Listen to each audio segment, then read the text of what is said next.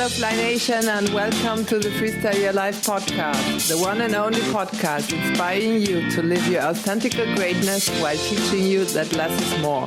I'm your host, Erneste Zimmermann, and I'm on my mission to help you to be the hero you were meant to be and to live what you came for in life and in business. Remember, the quest we came here for is to discover our true nature, explore our potential and share it by living.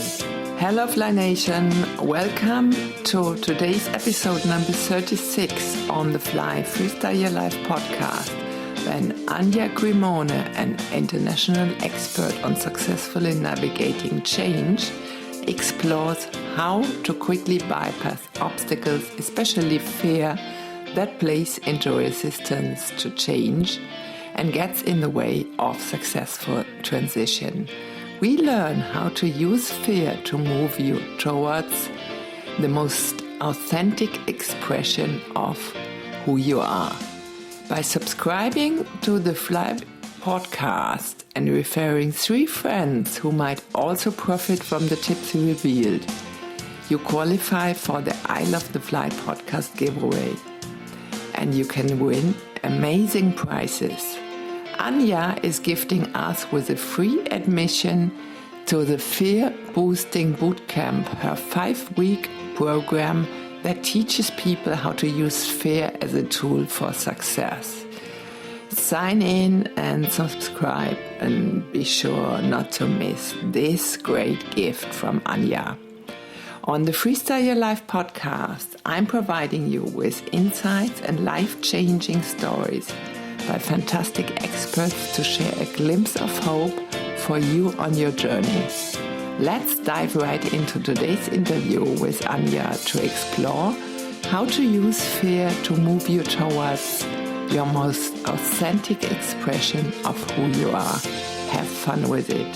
My dear listeners in Fly Nation, today Anja Grimone is with me, and she's an international expert on how to successfully navigating change, and she's a life coach, and she has a program on that, and she will tell us how fear comes into play and into resistance when we want to change. This is a real big problem, right? Because we all fear the unknown, which is obviously the change. So you're an expert on that, Anja, and you have a boot camp and a 5-week process on that. So you will share all that with us, just to introduce you. So we will learn how you help your clients move through challenges and changes, and how can we welcome the change and the unknown much more than we do, right? Mm-hmm. Yep, that sounds good. Okay, so this is your stage. Please go ahead. Well, first of all, thank you for having me here. I'm very excited. Anytime I can talk about something that will help people live with passion, on purpose, authentically, in flow, if you will. This is such an overused word, but it just feels amazing when we are in that space. So I can start with so many different things. Tell me what you feel your listeners would most like to hear, and I'll start then we run from there. Well, we both have in common the topic of authenticity, right? So this is my special topic here, because I really had those challenges in my life, and that's how we come to do what we are doing today, right? So after our transformation, we found out what probably we struggled ourselves the most, and that's why to help. For myself, it was to help myself become such an expert, not intendedly to do it as a coach, but for myself to heal myself, and that's why we become real top expert in this field, because we struggled ourselves first on that topic, right? So authenticity is everything we cover here in Freestyle Your Life. Freestyle Your Life. It's my own word creation. Yeah, usually comes from sports. special sorts of sports and activities. And it just means, notice and observe what feels good, what's good for you, and do more of that and do less of whatever stresses you or even makes you ill, like in my case. So that is break free from whatever sucks and freestyle life authentically on own terms. That's what freestyle life is about. And that's why you fit just perfect into it. Yeah. Thank you for that. So, I grew up in Poland in a communist culture in a very, very conservative household where there were so many rules. And I was constantly told what I can do, what I should do, who I should be. My family was very Christian Catholic, so there was those rules, and the communist country, there was those rules, and what you could say, what you could not say. So I grew up being stuffed from every corner in a container of what I needed to be to fit into my culture, my country, my family, my parents' expectations, to the point where I left the country when I was 21 years old. I had no idea who I was. I kept conforming and doing things just so people would like me, so they would love me, so they would expect me, so to somehow fit in. Exactly. Yes. And it was just pure hell. And I was so shy because I had no idea really who I was. I could not comfortably interact with anybody before I knew what they wanted from me, what they wanted me to be in order to meet their expectations. Right. I was pathologically shy. I literally would break a sweat before I had to talk to somebody. Mm-hmm. And one day I overslept, or actually I decided not to get out of bed and not to go to the economics lecture. And I was on the bus and I was approached by a woman who asked me if I would be interested in modeling. So when I finished college, I just, with $200 in my pocket, I moved to Paris and I decided to pursue a career because I graduated in business. It was just one of those things, again, that I did because my parents expected of me to go to college, even though I had no clue what to do. So, hey, business school sounds good. Yeah. But when I finished, I just looked at myself, just like, if I do this, I will die. I just can't see myself sitting in the office pushing papers. So what am I going to do?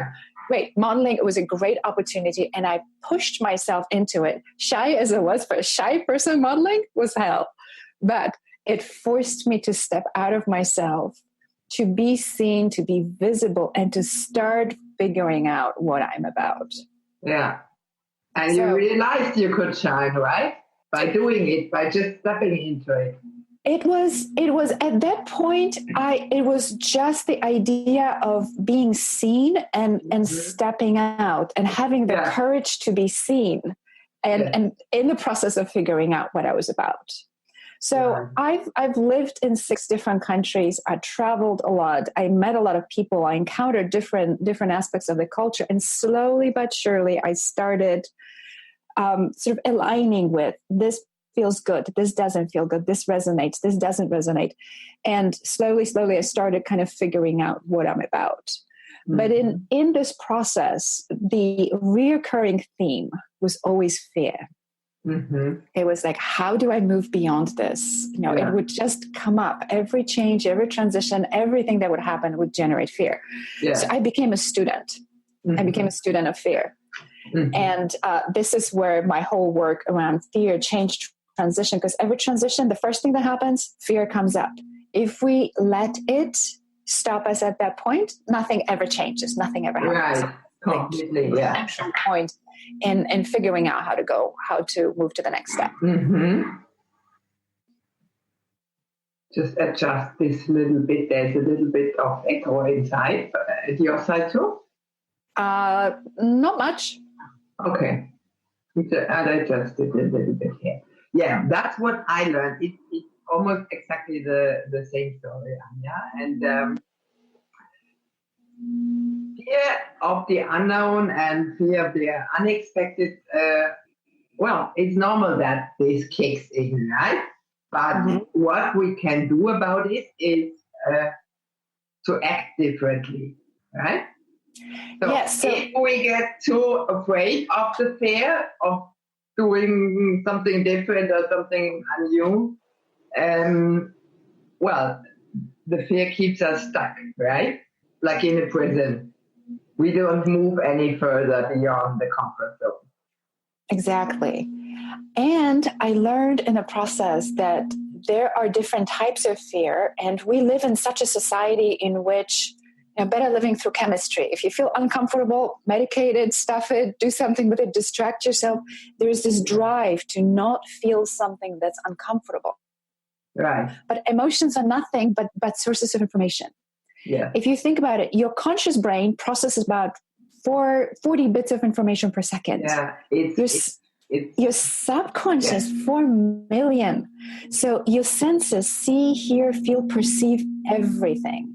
How our body knows what's going on without having to take all these details in is by generating emotions. Right. So emotions are simply a reader's digest of what's going on in your environment, and it's an action signal. So fear is nothing different than an action signal.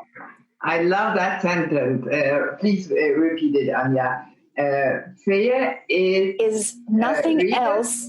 It's an action signal. Yeah, I love the sentence with the Reader's Digest. Is the Reader's Digest of what's going on in your environment? Yeah. And what you need to do. Mm-hmm. That is it. I love it. Okay. So if we try to medicate the fear, move away the fear, stuff it somewhere, transform it into something else, or distract ourselves, we're shooting the messenger. And that is so not helpful. Yeah. So the idea is there's 3 different types of fear. And that's really important also to know which one do we need to interact with how. Yes. So the first one, your life is in danger. This is automatic. Your body responds from some kind of hardwired fight, flight, or freeze somehow. Yeah. Whatever happens is automatic. The kicker here is that in our culture, we actually try to talk ourselves out of this fear. Yes. You meet somebody in a parking lot and you feel not quite right, but you just say, "Oh, I don't want to be rude." Or you signing a contract and something doesn't feel right and you have this kind of fearful thing and you just say, "Well, but we've negotiated for so long, I should still sign this," to your detriment. Yeah. So it's important to understand that if fear arises as an instinctual thing in the moment, pay attention. This is not the kind of fear you want to be transforming. You need to heed that signal. That's where your instincts come in. This is a survival instinct, so do not mess with this particular thing. Yeah. Second fear comes when there is a sudden change. Our bodies are wired for homeostasis, for balance. So if your blood pressure or temperature, anything goes up and down too much, we are in trouble. It's the same thing with circumstances. We are programmed for safety, and rapid change signals danger.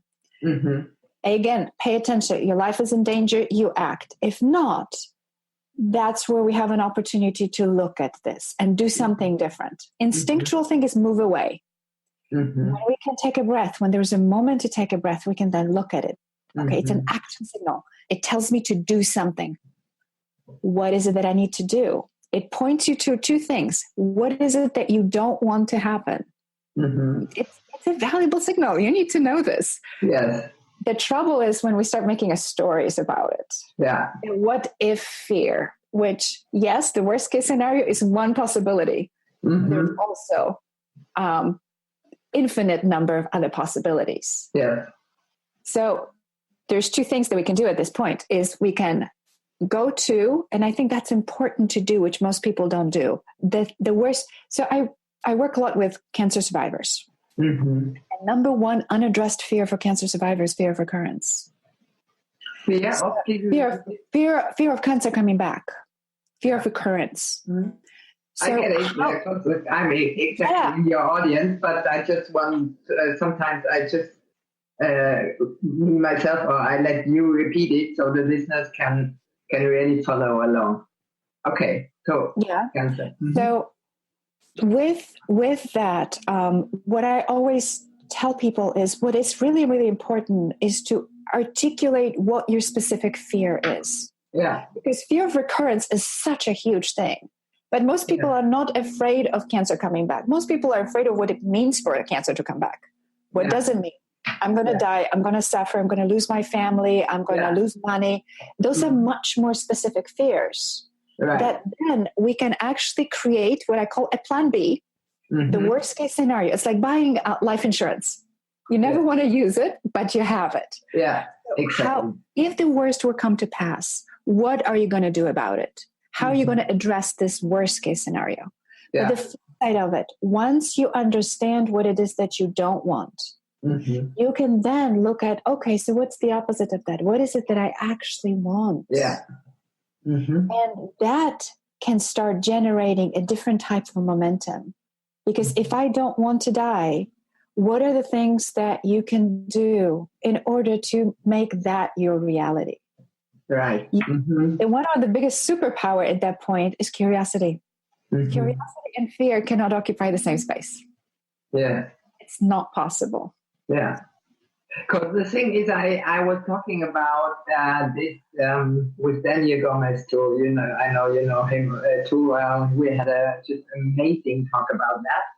And well, in oftentimes we program ourselves to be on the negative path, right? So we ask ourselves, so sort of is a fearful question, right? What if this and this and this happens? Right? What if in the cancer field here? What if the operation, radiation, whatever, the medicine doesn't help? Right? So we have a fear of we're pointing those negative outcome in our addressing it with our questions, right? And we would do much better if we would address it in a positive way. So what if, right? Everything goes right. So because then we focus on the positive effect and on emerging and evolving. And on the other side, if we say, oh, what if this and that doesn't work, right? So in cancer case here, we might be likely to die. So it's not just I don't like it. It's a life-threatening thing. And but yeah, in most of the cases we ask ourselves the wrong question. So meaning a negative question, right? And yes, I absolutely we do, because we have this genetic programming to look for the best case scenario, because that's just a survival instinct. We need to know the lion coming out from behind the tree, because we don't want to get eaten by it. And it is a very real thing. So pretending it's not there is just not going to be helpful, because that fear, again, it is an action signal. Yeah. I don't want to die. Great. Right. What can I do to not die? What are the things that I can do to maximize my chances of not dying? Right. So it is the different kind of question. Moving away from, say, a divorce. I went last year. I went through a divorce. It was a very painful thing. It brought a lot of fear. What if I'm going to spend the rest of my life alone and broke? I mean, that was a question in my mind. Yeah, I had exactly the same question and the thing to do, and to leave my husband, who is the father of my two sons, 10 years ago, because it just didn't work out. And I got so ill at his side. And then I tried for 3 years, because my childhood was being a child of divorced parents, so I knew exactly everything from my own childhood, and I didn't want to bring my two sons in there. And but I didn't do anything wrong, so I couldn't heal the situation, right? So if you're going on the wrong path or cheating around or whatever, and then you can stop it, probably. But I just couldn't cope with it, with his manner, and I got so ill at his side, and that was terrible. And these 3 years that I was trying to get along in some way and to survive, they really, they brought me down physically that much that it was just not possible, right? And I had to leave with the children. But what gave you courage to do it? How did you overcome the fear of being alone? Enough to be able to move out. Yeah, because I only could overcome it, and well, I knew it so exactly from my own childhood, and I knew it inside. I had to leave, but still the fear was stronger than knowing I should go live my life, and this is not my life. Was then when the doctors told me. If you're going on another year, and I was doing it 3 years already, trying to keep things stable, you will look from down there, right? From there. That will be the end. Yeah. So that was quite clear, and they thought I was really stupid to go on there, and I was like, because my children and fear and this and that. Yeah, but it was just not risking my life, and I would. Yeah. So beautiful. Thank you for sharing, because that is so important to understand that when fear shows up in the context of our life, again, we're not going to talk about that life danger fear, but when fear shows up in that context, it really points towards something that's really, really important that for us that needs to happen. To move us towards the authentic real life, to live in truth. Yeah. Anytime there is something that doesn't work for us, it creates stress. Mm-hmm. Stress, it's we think about the stress as a mental phenomenon. It's a physical phenomenon. Right. Anytime you create a stress in your system, you create a biochemical soup inside your body that affects how you think, how you feel, how you interact. And think about the butterfly effect, how you interact with your children, with your work, how effective you are, people on the road. Yeah. You literally, the world is different. Yeah. Because of how you show up in the world. So when fear shows up, it is your subconscious, your heart, your soul, your whatever screaming at you, please, I beg you, come back to yourself. Yeah. Align with yourself. You owe it to the world. If you don't think you're worth it, if there's anything out there you value, this is why you need to do this, because the world is not going to be the same unless you show up the way you were designed to be. Right. And that's of course, it's not just done like that. It's a long process, right? But, well, that's what I figured out. It's exactly what you just named it in brilliant words here. It's to find ourselves, or find, in my case, I lost myself in all that struggle and all that, those circumstances. And I had to really find back to myself and then align with being authentic. First, find out what it would be for me, because I was not living authentic. Right. Totally not. And then align with it, and then bring it into life. Right. So what my problem was, I'm sort of really very supporting and helping person, right? And we had to accompany the children, and when I left that state, and of course that was work all day and night, right? So, and then doing everything on my own and with the children there, and it was just I was nearly freaking out, because I there was no 1 hour I had for myself, right? So I totally stressed, and I burned out, and that was just the symptom. But the real core issue was that I was trying to please everybody else besides me, right? Yes. And so I was constantly lying to myself, because I never considered myself, and gave is really a sign that I love myself, and I put myself first. I was not. I was always at the end of the line. If if uh, if it was the case, often there was just no time for 1 hour for myself to relax to whatever. Yeah. And well, I had so many symptoms that showed up, countless, right? Yeah. So this was a real process, and that's why I came up with the topic of being authentic. I truly believe, because we are in so much fake play, in so much roles and everything, right? So what other people think of us and the expectations they have, what you just mentioned there.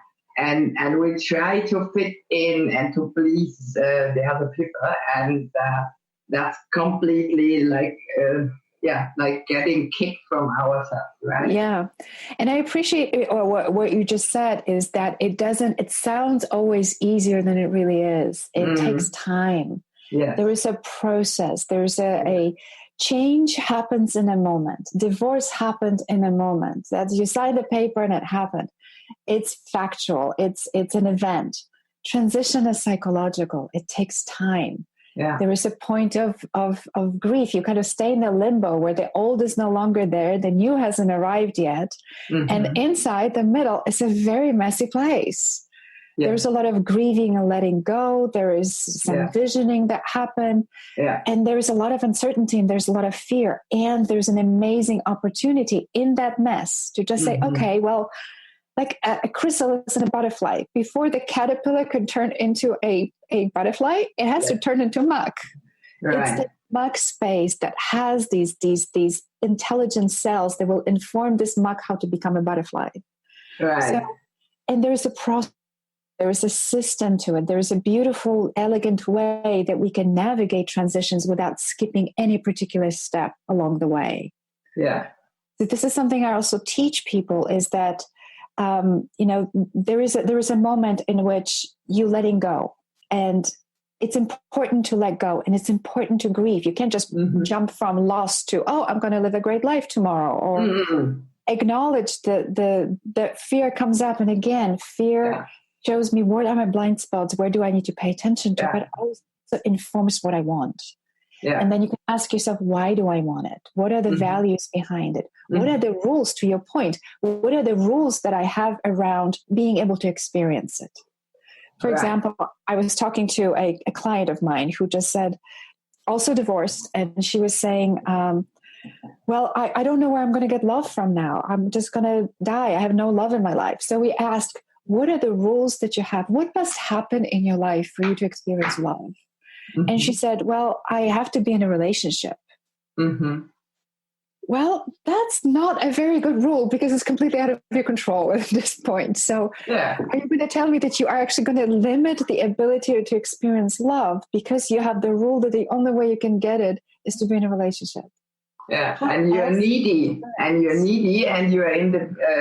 dependent, right? Exactly. On the other person. Yeah. So how else can you experience love? So we came up with I think a list of 50 things that you could do, from smiling to someone to opening a door, to seeing a sunset, to dancing in her apartment, to so many different things that she could turn this love on herself, get it from herself, and be able to experience anytime you want. Yeah. So again, it's the fear of not having love that pointed her towards what she was really yearning for. And the curiosity helped her get creative in finding out how can I actually live that which I want right now. Yeah. That's so great you bring that up, because I think that's really an underlining fear. So I came up with really the feeling that showed up in my life, and what I'm talking about is to honor the struggle, right? Because everybody, life is not always on the bright side, right? We have always struggling times in between, and some people, they have them for a very long time. But the struggle is, what I learned is we need to have bad times to even be more grateful for the bright times, right? So that's what I learned. It's not just the bright side, and hopefully not just the bad side, but it's it's day and night, it's up and down, it's everything is on the opposite. It's just a universal law, right? So the avatar animal for my company is a tiger, and I have it everywhere on the top there, because it shows the bright side and the dark side, right?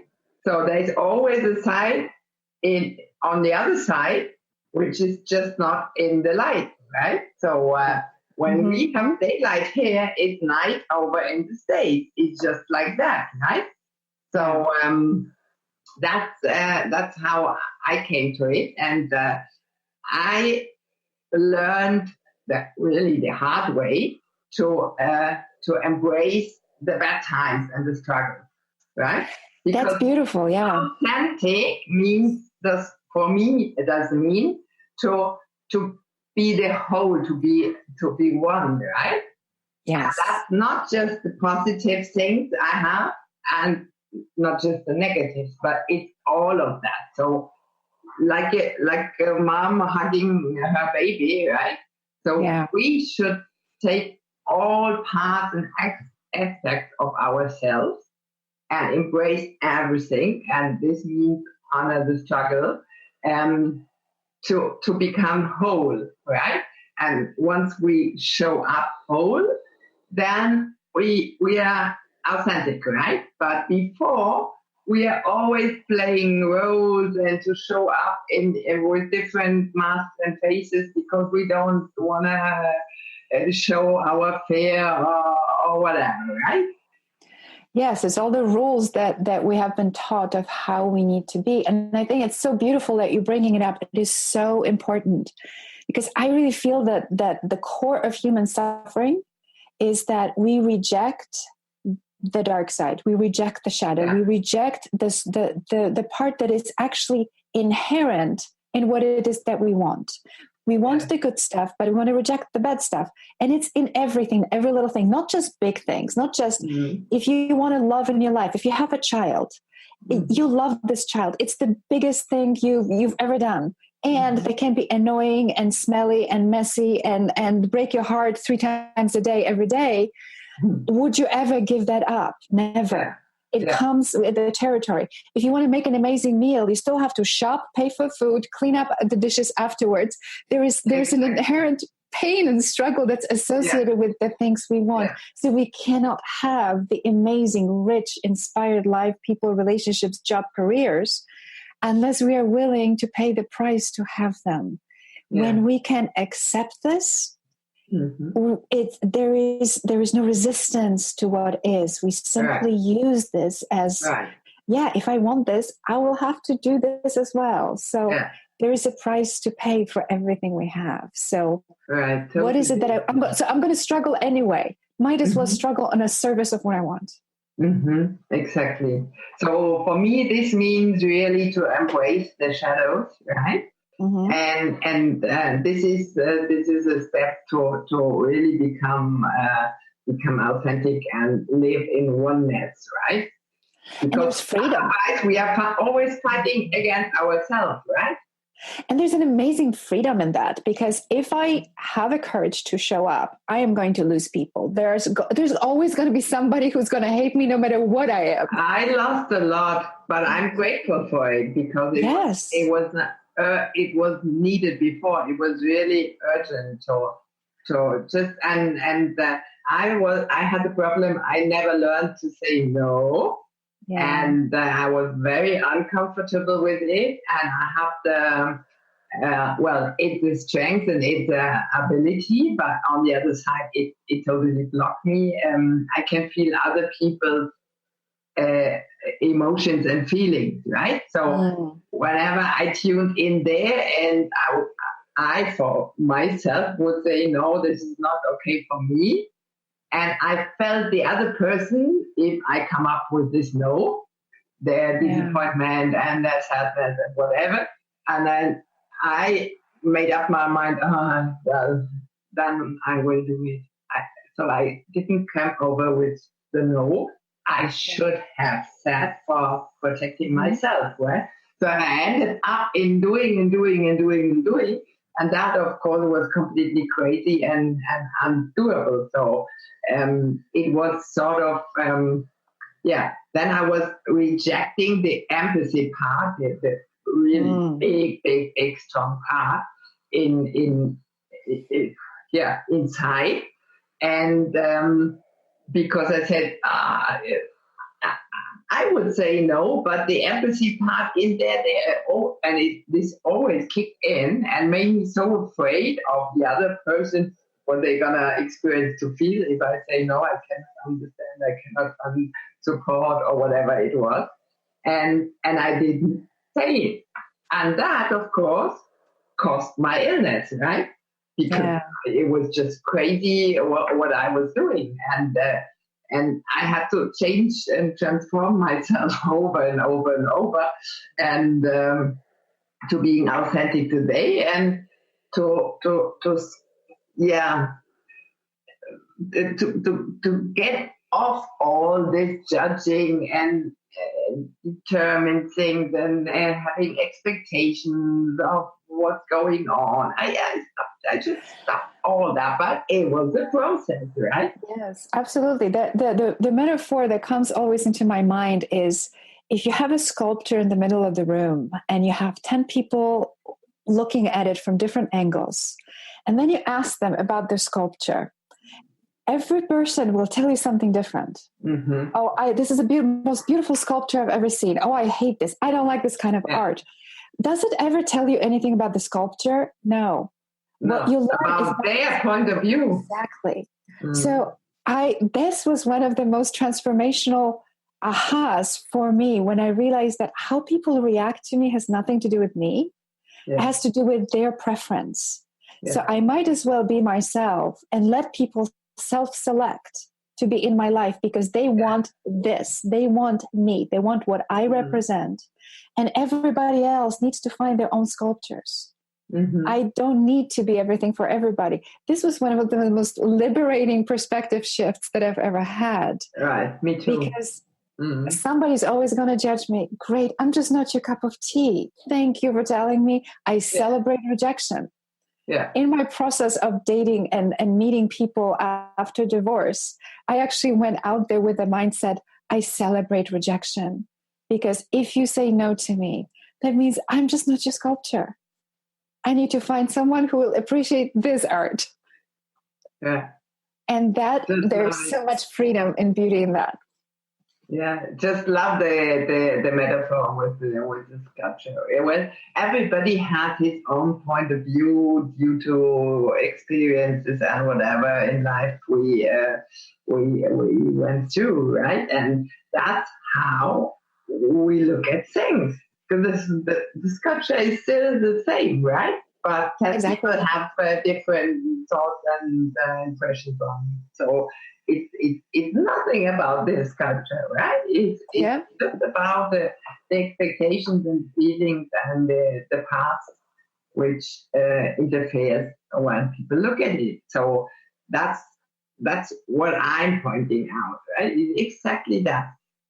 No matter what you're doing or how you're behaving, there will be people that will like you or others that won't, right?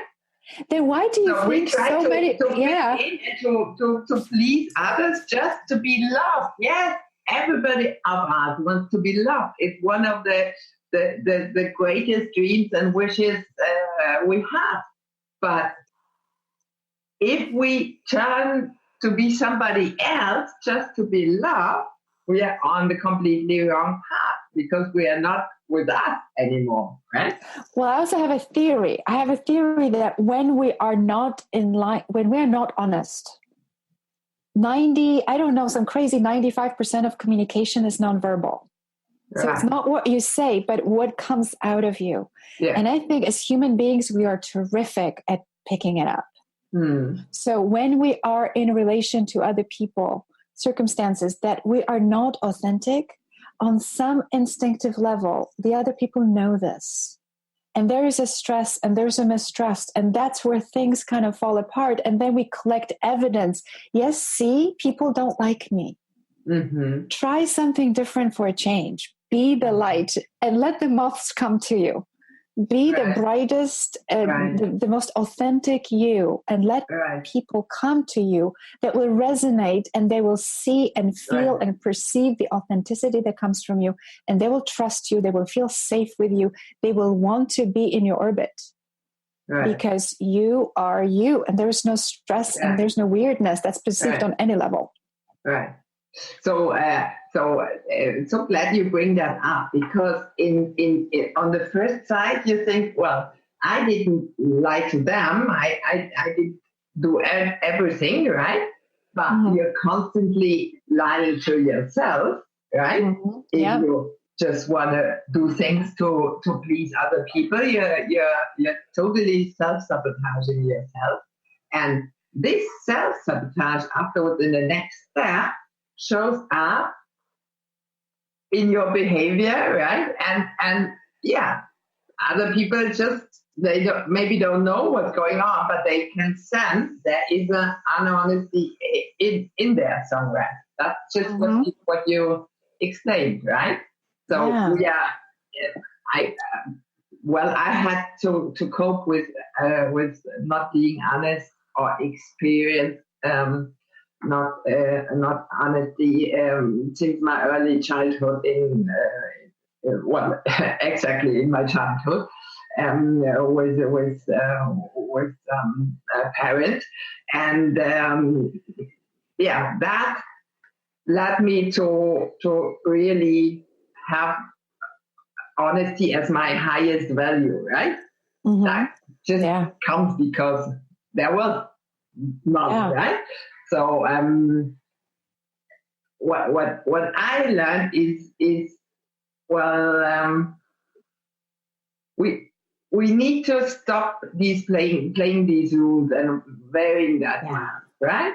I did the work for myself for the plenty of years now, and I got the calling to bring this to fruition for others.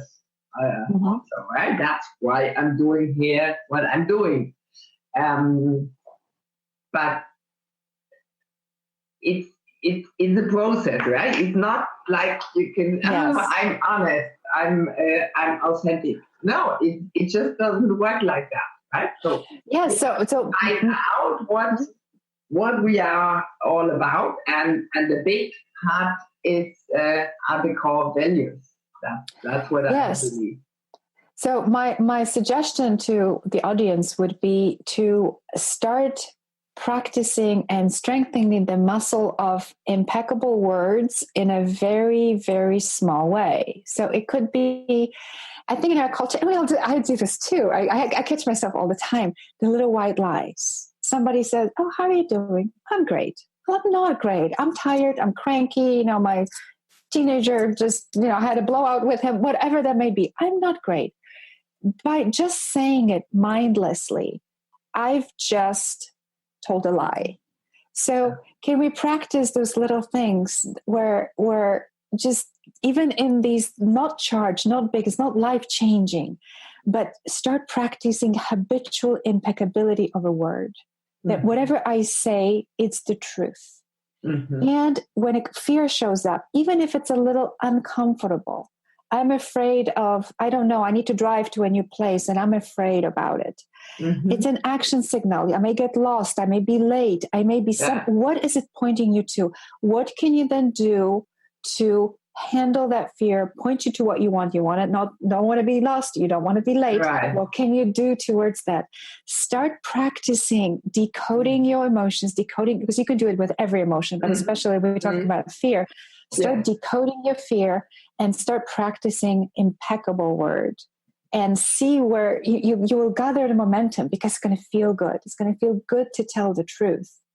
And you're going to start building on it. And then you will find in yourself courage to say the truth in the bigger things, a little bit more important things. And you feel that the sky is not falling and the world is not ending. Right. You can keep going.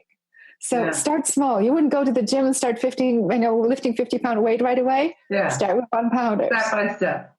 Yeah. That's so wonderful. And I think that's the core foundation when you just start, sometimes I just write a phrase down, that's right. Start decoding the fear and tell the truth. That I think is really essential. So, and that mustn't, there's nothing meant bad with it, right? So, there doesn't have to be aggression or whatever. I'm just quiet and silent and in my serenity, and if you ask me something and it doesn't feel good for me as an authentic person, I just say thanks for calling or thanks for asking. I'm sorry, it's not authentic for me. That's what I tell people today, right? But it was the process to come there. And so really I acknowledge my feelings and I just tune into it, right? Whatever comes up, I'm acting on that, right? Doesn't need to be bad with the person asking me for something, no. But I'm just not reacting and acting on other people's agenda like I did former times. But I'm just checking for myself what's working here and what's not. And I just do more of that what's working and what I love, like the interview or whatever. I just love that. But I totally don't like the technical part, right? That's why it's in there. It's just not for me. Taxes and math and technical things. It's just not, I'm not born for that, right? So, and I think we become better and better and more relaxed once we step into our greatness and do what just easy for us, what just is up-leveling for us, right? Absolutely. And I think it's also somebody else do the other work, right? So my taxes, I have to pay for it to get it done, right? And I did study economics, so I could do all the things by my own. I just don't want it because it gets me sick, right? All the technical stuff there, and we just had the campaign for the launch and the funnel. Oh my goodness, it's so crazy. It's terrible for my opinion. Yeah. I just don't want to deal with it because if I do, I feel it sucks out my energy, right? So, and there's probably somebody out there that just absolutely loves it, and that's their thing. So you try to do it yourself. You actually take away that from them. Right, and it's a service. He is studying. He's studying that, right? And he's freak into it, right? And of course I have to pay him. Yeah, sure. But the more we come into play of what is great for us, right? So we know each other personally. We could say that here from we've been in Tampa, but. So many, and still the most people, I would even say, they don't behave authentic, right? So they keep on going the job. Then in the evening they think, oh my God, I want to have the weekend and the holiday and then the retirement. Yeah, and then life is over. Yeah. And you even didn't realize, right? Doing a job just for money and killing yourself by that. Oh my gosh! I had that experience. I would never do that again. That's why I'm not dealing with the work. I get sick. No, not for me. There's a great book that I read a while ago by Vishen Lakhiani. He's the founder of the Mind Valley Institute. I love him. I'm in his academy. The Code of the Extraordinary Mind. And he's big on talking about rules, the bullshit rules that society puts upon us of how we need to be, how we need to behave, what kind of careers we need to do. And the antidote to it, again, is curiosity. Start questioning the rules. Why am I doing this? Am I doing it because I want to, because I think I should, because somebody told me to? Who made up the rules and when? Who decided that that's the right thing for me to do? And Eileen is smarter than I am. And I thought that was really brilliant, is to really question what's going on in your life. If something doesn't fit, just look at it. I'm not saying reject it. Get curious about it. Right. So great you bring that up. I love him because I follow him approximately 10 years, I think. Yeah. So He's done great work. I saw his transformation up until today, and he's really he's great. The whole university he built up there, he's amazing. And I think really, and that's the key point here, because we have to wrap up. I have another interview. We're already talking for 1 hour, and it just went. I don't know where it went. Yeah. The key is really to do more of what we feel just great and empowered, and to do less, or even stop it what's not feeling good, and outsource the things we are not good at and we don't feel good from. That's really key. And to get to know not other person, but at first time ourselves, right? Absolutely. And this means to totally not distract and running out and going out and whatever, right? Because the wisdom comes in silence. Yes, and it's a service.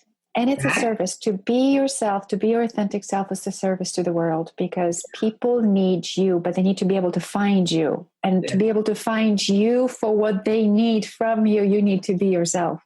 So this is not a selfish pursuit. It's actually a pursuit in generosity and love, to be the way you are, so that you can attract the people who need to be in your space.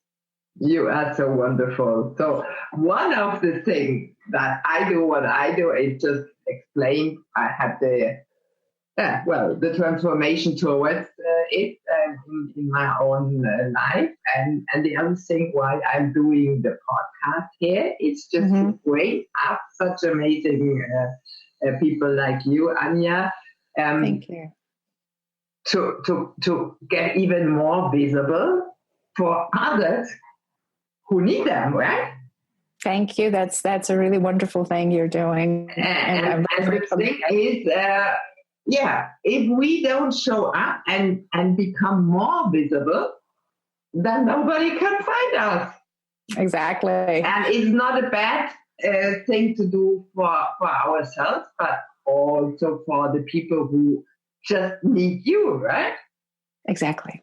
Yes. And that's why I said, well, I can make such a big impact here, and I'm the born coordinator. I just love people, and I can easily talk and everything with people. Sometimes not in the right grammar, because I'm still German, but that might be funny for some listeners, so I'm good for a laugh here. But that's just my specialty, right? That's what I'm doing here, to bring all these people together and everything. So I just started out. I'm booked out till mid of September, and first intendedly I wanted to air once a week. So then I have all the booking, and they went till January. And okay. Next year, 2021. So I said, oh my gosh, how could I tell you, being a speaker today in April, to be airing with the episode in January? That's 6 months. Yeah. You know?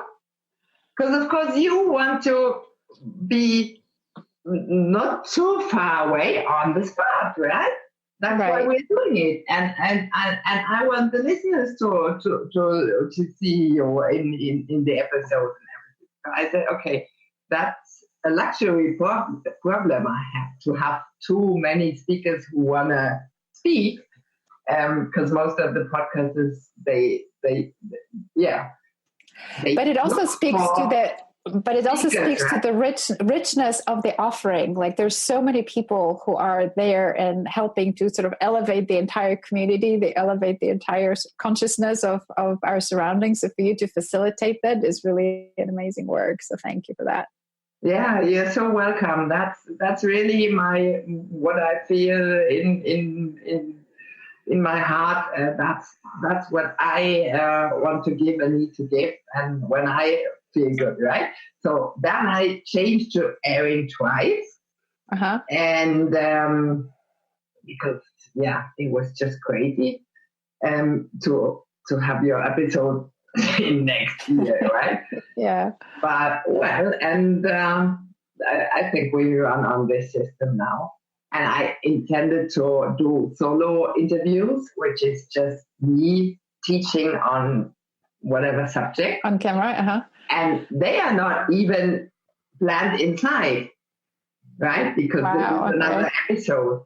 I don't interact with you being in an interview, but sharing my wisdom and my program and everything myself. So I just did doing the interviews just now, and so I just actually finished a program on fear, and that's what keeps coming back to me. It's like, I need to do a podcast. I really need to continue this conversation beyond just a program or one-on-one coaching.